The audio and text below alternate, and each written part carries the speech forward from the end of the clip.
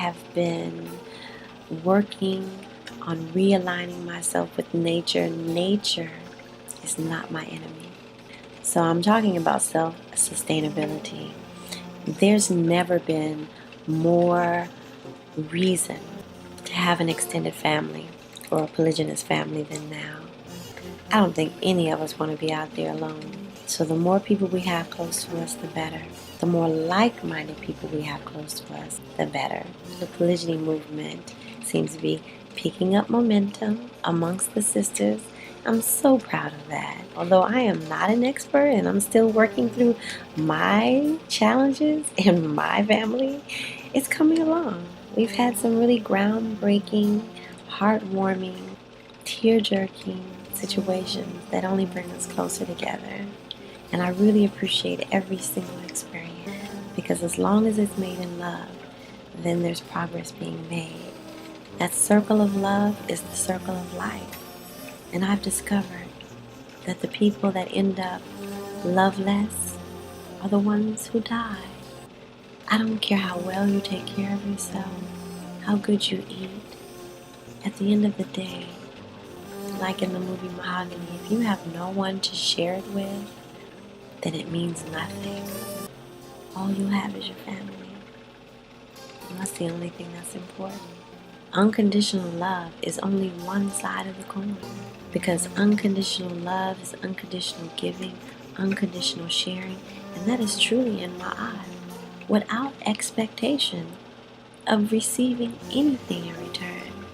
Because in a circle of love called polygyny, if you're giving love to someone and that very someone does not give the love back to you, there's someone else in that circle who will love you just the same. And that's how we become nourished. And that's how we're able to continue nourishing. And the circle of love, the circle of life continues in a polygynous family. However, in a monogamous situation, where there's not enough love to go around, and people use phrases like familiarity breeds contempt, nature abhors a void. Nature doesn't abhor anything. Nature is in harmony and at peace with everything. So before you use quotes, figure out where it came from, because whatever you speak is what you'll have.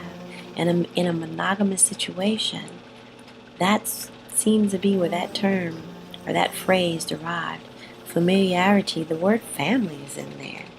So why would you have contempt for your family? And there's some people that say you shouldn't mix business with family. Never work with your family.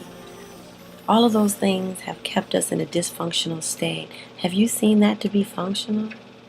I lived in New York for a period of time, and I didn't see any of the Jews in that community saying not to work for your family. It was taboo. So we want to eliminate those terms and those phrases, because unity is where you'll find balance and togetherness and sharing.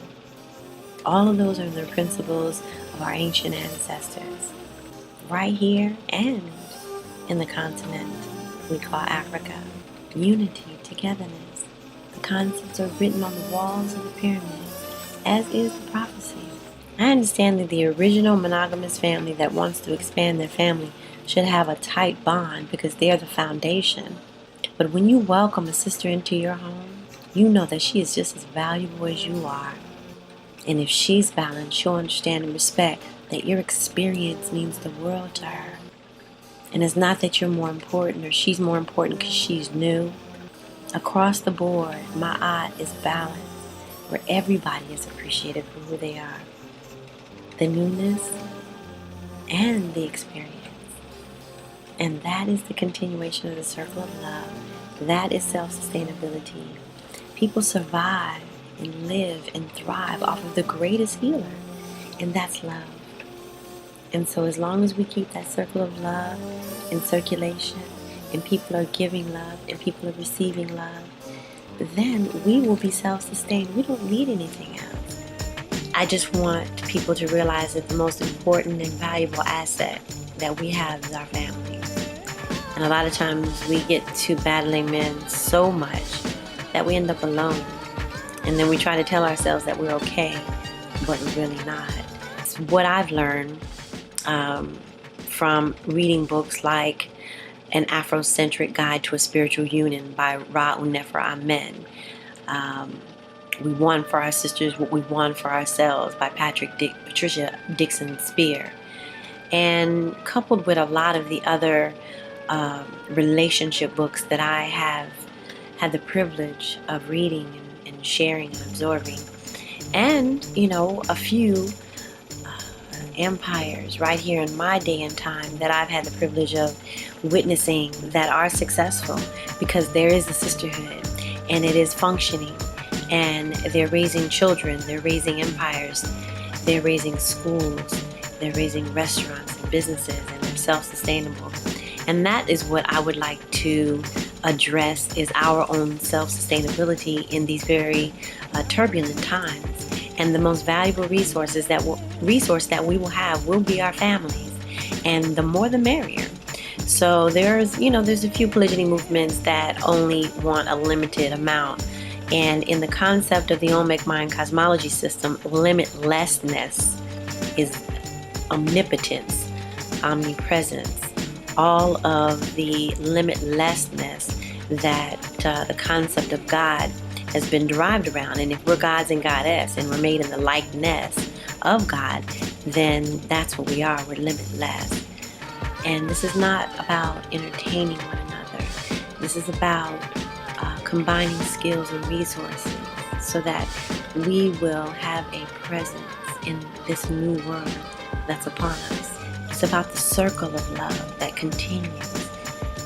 And there's a lot of talk about unconditional love, and true enough, one should love limitlessly, which means unconditionally.